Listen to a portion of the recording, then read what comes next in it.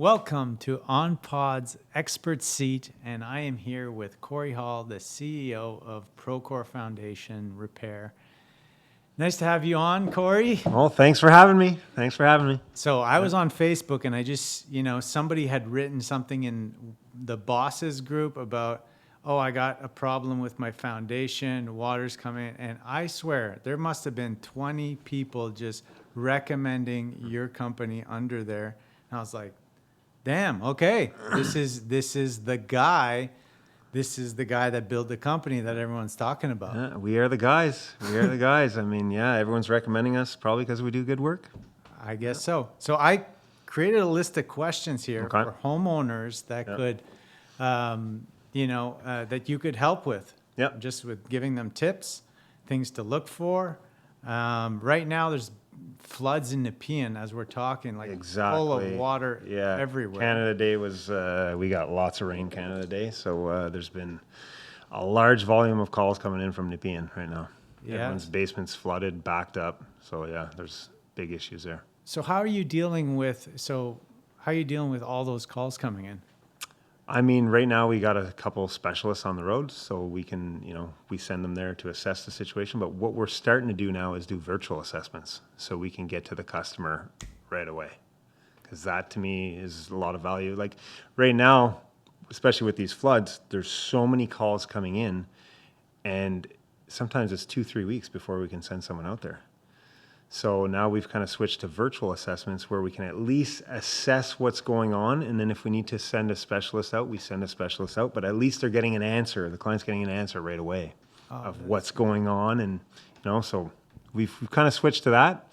It's been helping a lot. And it's kind of, trying to get to our customers as fast as we can. I can imagine. That's the key, I can imagine water coming in and you're like, okay, I don't want to wait 2-3 weeks here. So. And it's not just us. All the real reputable companies in the area, they're busy too, right? So, I mean, if you call someone, you just had a flood in your basement, and they say, yeah, we can send someone in 3 weeks. It's not what you want to hear. But if you hear, hey, can you go on a call in about an hour? We can do a virtual assessment, take a look what's going on. At least it reassures them that someone is there to look to see what's going on. They're kind of getting dealt with right away instead of, they still got to wait for a specialist to come out if we need to come out, but at least they're getting some reassurance that, just everything's going to be okay. We're here to help. We can fix the problem. So that's kind of what we've moved to lately. Awesome. And it's been helping. It's been helping quite a bit. On that, what are some signs homeowners ignore that can cost a lot of money if they wait? Some signs. Oh, that's a great question. There's a lot of signs that homeowners could ignore. I mean, it's kind of so sometimes people think, oh, a little hairline crack, right? That's nothing. It's just the parging. Sometimes it is just the parging. You're right. But sometimes that crack will not get smaller. It will only get bigger with time. Especially here in Canada, freeze-thaw cycles, a little bit of water gets in it on a nice sunny day in spring, gets cold at night, freezes, cracks. It's not going to get better over time. So a lot of people think, oh, that's just aesthetic. Can we just put a caulking on that? Or can we just patch that? The easiest and best thing to do is to fix it the first time, dig it down, fix it properly. You'll never have to worry about it again. And it'll never turn into a big issue. Like that little small repair, if you don't take care of it, can turn into this huge issue down the road. So, and a lot of people, I understand it could, everyone's on a budget and stuff, but that small job can turn into a huge job. Right, so they should go at it right away. Get her done right away. Just get it out of the way. Exactly. Yeah, and I guess they can just call you and you can do that virtual assessment. Yeah, a lot of times those we can do virtually. Yeah. And you can say, yeah, that's great. Yeah. Okay. What's most expensive foundation problem you've seen? The most expensive foundation problem. We've seen quite a bit. Yeah. I mean, the most expensive one I've seen, probably in the $250,000, $300,000 range. They had to redo their entire foundation, and mainly because they waited so long to repair it. So seeing a theme here. Yeah, push it off, push it off, push it off, push it off. Oh, it's just a little bit of water's coming in. Well, over time, what happened with that foundation, it was a cinder block foundation. The walls started pushing in, and they weren't repairable anymore. And with a cinder block foundation, what happens is water comes into the cells, because there's cells in cinder block, and it'll sit in the bottom cell.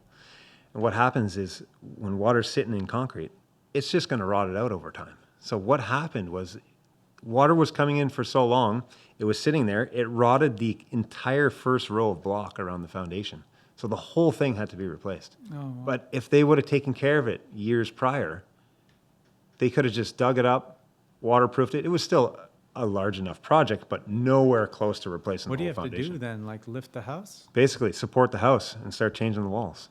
Oh, wow. Yeah, it's a big project. It's not little money there, you know. So Yeah. they could have prevented that. You know, it could have been maybe a $40,000 to $50,000 project as opposed to $200,000 to $250,000. Wow. So If you were buying a home, what 3 things would you inspect around the foundation before putting in an offer? So the 3 things I would inspect, well, first thing I'd walk around, I'd look at the grade, make sure everything's sloping away, even though that's an easy fix. I would go down, because I've bought a couple houses in the past and I always do it, go down and I look at the wall, and you can see, if there's a bow in the wall, you can see it by looking at a distance. I'd look for that. I'd look for any cracks in the foundation, little cracks. If there's brick on the house, I would definitely look to see if there's any step cracks in the brick, you know, cracks kind of going like this. Okay. That's usually a sign of a structural issue. And I'd also check to see the doors and windows of the house, how they open and close. Because if you got doors that are sticking and windows that are sticking, having a hard time opening, having a hard time shutting, that's usually an indication there's a structural issue and your foundation's settling. So those are probably the 4 main things I would look at. And on that structural versus cosmetic sort of thing, are you able to detect that, you as a pro, like within a short amount of time? Oh yeah. I mean, I've been doing this for a long time, so I can detect it right away. And How long our have you been specialist, doing it? I mean, I've been doing this probably just over 17 years now with Procore, you know? So it's- how do you detect whether it's cosmetic or it's structural? So when it comes to there's a couple different things. When it comes to a crack in a foundation, you can typically tell if it's structural when there's 2 of them. So let's say you're looking at a foundation wall and there's a crack on one side. You go around to the other side and there's Just a stay crack. close to the mic. Sorry, yeah. Okay. It's typically, if there's a crack on one side and then there's a crack on the other, that's a sign that the foundation has cracked and it's settling. So usually 2 cracks is one thing to look for. Another thing is step cracks. Like I was saying earlier, so step cracks in brick, if you see the brick stepping down, a lot of times that's a structural issue. That means that the house is settling. Sometimes it's not though. So you really got to look, you got to watch what you're looking at. Sometimes you'll see above a garage, you see this very often. You'll see a garage and you'll have big brick and you'll see there's step cracks in the brick. That's not actually the structure, the foundation failing. That's because they didn't put a proper lintel above the brick of the garage.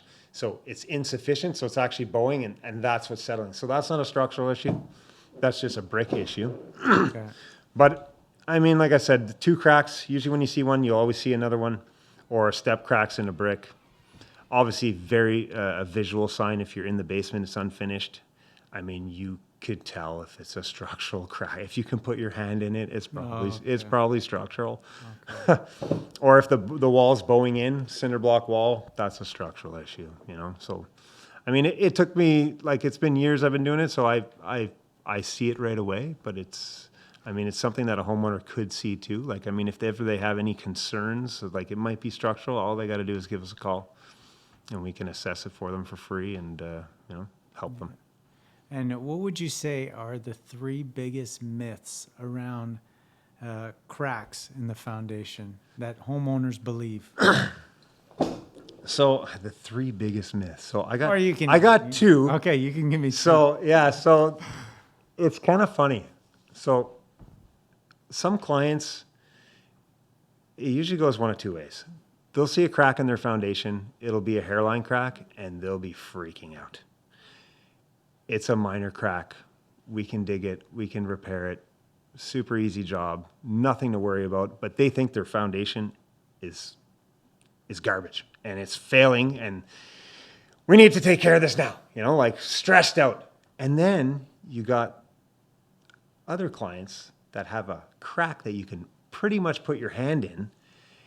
Oh, can we just like put caulking on that? Like that should be fine, eh? So like from one person to the next, it kind of changes. So some people are overreactive when they see a crack. Yeah. When some of it's not even like a crack that needs to be repaired. It's literally a crack on the parging. It's just an aesthetic thing, right? But then there's other people that see a major crack or a major bow in the wall and they think they can just fix it with caulking. So those are the two major things that I see misconceptions of people with cracks is they either overthink it or they underthink it. Okay. You see that a lot. And what about on the contractor side in your industry? Like how does a homeowner detect whether they're just they're being sold out of fear? Yeah, that happens a lot. Or that they're trustworthy. Yeah, so it happens a lot. What would you say they should look for in a company like, that they could trust, basically? Well, first off, what I advise people is, when you're hiring someone to repair your basement and do drywall and put a bathroom in, and then they open up a wall and they see a foundation crack and they say, oh, we can fix that. They're not a foundation repair contractor. They're a renovation contractor. And we have seen so many repairs done by general contractors that are just not the proper repair. They're actually, some of them are making the issue worse. So I definitely would tell homeowners, if you have a foundation issue, call in the specialist, call in the people that do this every day. You're not going to call a foundation specialist to fix your roof, right? Right. So it's the same thing. You're not going to, you have a guy doing your bathroom and doing your drywall and your flooring in your basement. Who says he can repair your foundation? He might say he can, but I would stay far away from that. Call in the professionals. Right. So that's definitely one thing I would look for. Awesome. And what about jobs that you've seen that are horror stories? Oh man. Of just oh god. I've seen lots of those from other contractors. Yeah. And that you came into maybe, as a second call. So this is, that happens often. I mean, a lot of it I've seen a lot where there's like general contractors, like I said, that do a foundation repair that they had no idea what they were doing. Like I've seen roofing shingles put on the foundation to stop the water. Like I've seen everything. So, I mean, I've seen a lot. I've seen a lot of, sorry, what was the question again? What story have you seen? Like what, that was like a disaster. Oh, disaster. From another contractor that you came in as like a second. I mean, there's so many of them. There's one that always kind of sticks out in my mind. We got a call. We got recommended from the guy's insurance company. I guess what happened is an old man in downtown Ottawa. Someone was walking by. They were doing a job down the street, and it started with, "Oh, I noticed that there's some parging on your house that we need to fix." What's parging, by the way? So parging is just like a layer of concrete kind of over top of. Oh, right. Okay, where you see it sort of chipped off. Yeah. So they'll basically, when they pour the foundation after like whatever's above grade, they'll put parging on it. Okay. It just makes it aesthetically nicer. It's almost like a stucco. Yeah. So this guy knocks on the door, says, "Hey, I noticed you need some parging that needs to be done." "Oh, well, we'll do it for $500. "Oh, sure, no problem. Next thing you know, "Oh, while we were doing the parging, we noticed that you have a crack in your foundation. Let's, we're going to have to do this." And this man was in his late 70s. Anyways, it kept going like that. Long story short, this guy had given them $550,000 to the point where they were at. Okay. I got a call from the guy saying, "Yeah, my bank, I was remortgaging my house, and my bank manager told me I should probably reach out to a specialist because he thinks I'm getting screwed." So anyways, long story short, I took the call myself. I went out there. This guy had paid $550,000 to this contractor so far to do this work, and he wasn't even done yet. He was remortgaging his house to be able to pay him more. And I told him right there, stop. This is crazy.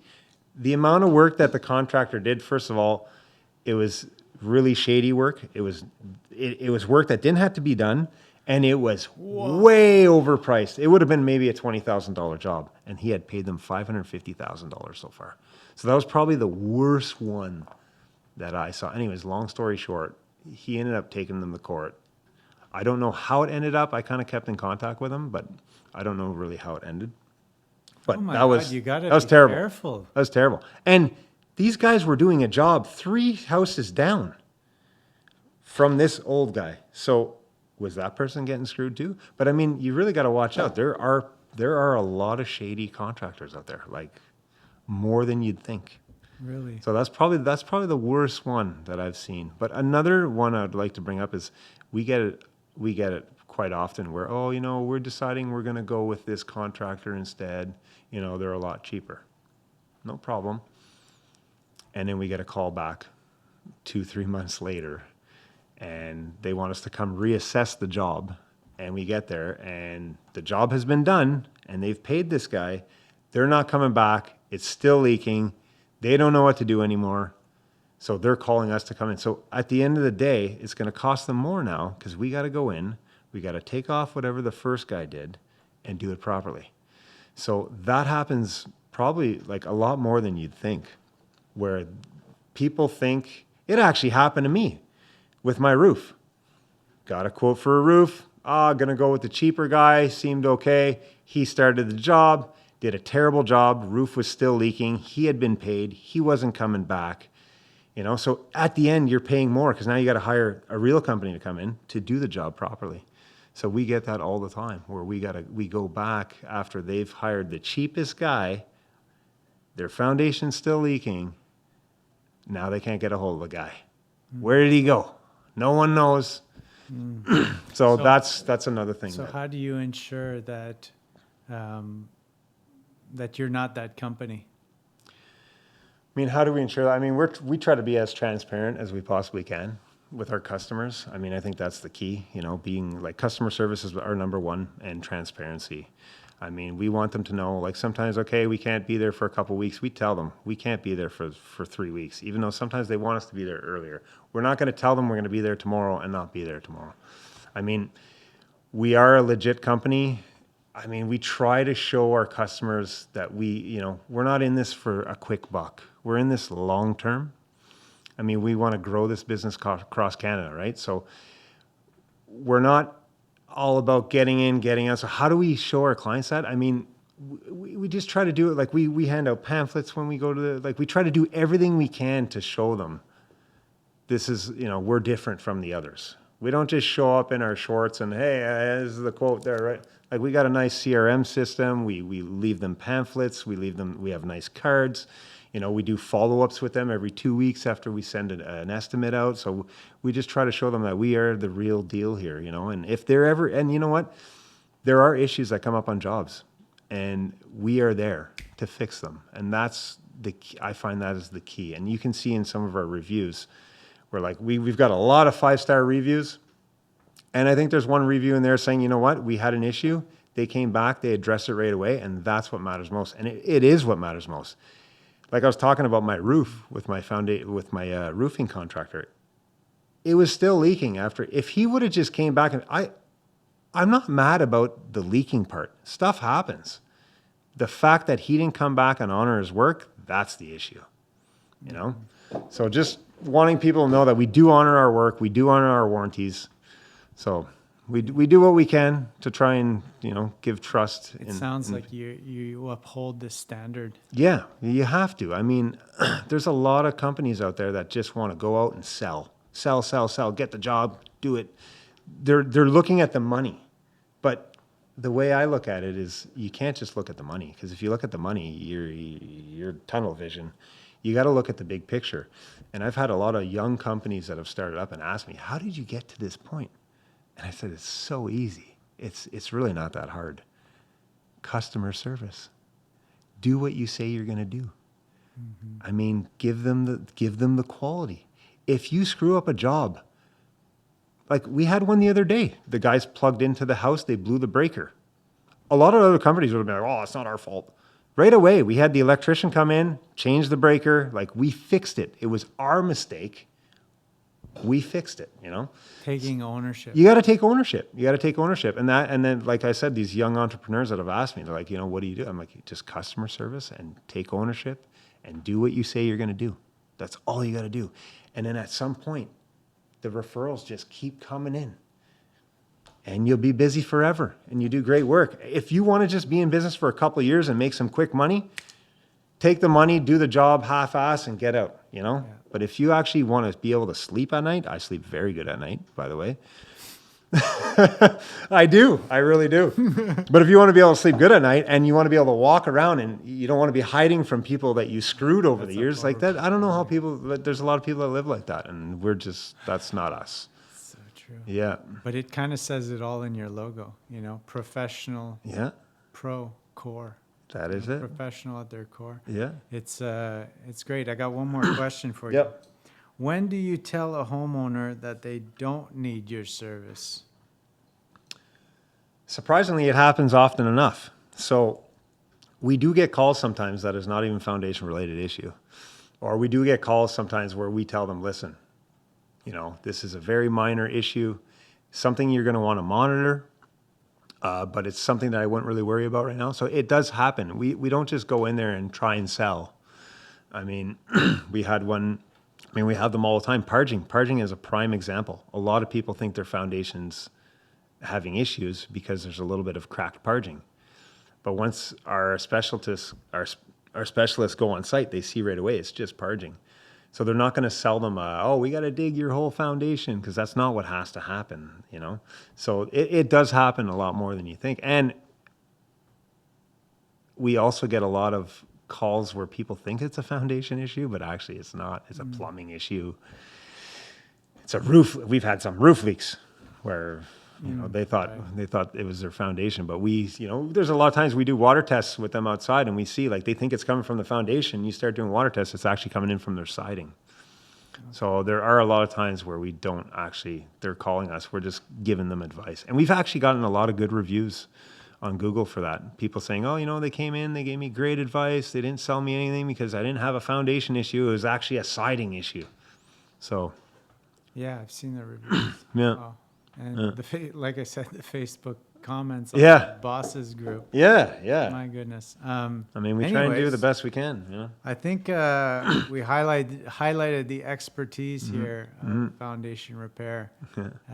Thanks, Corey, for joining me. Thanks for having me. It was great. This is actually the first podcast I've ever done. Awesome. So, yeah. Okay. All right. Thanks. Okay.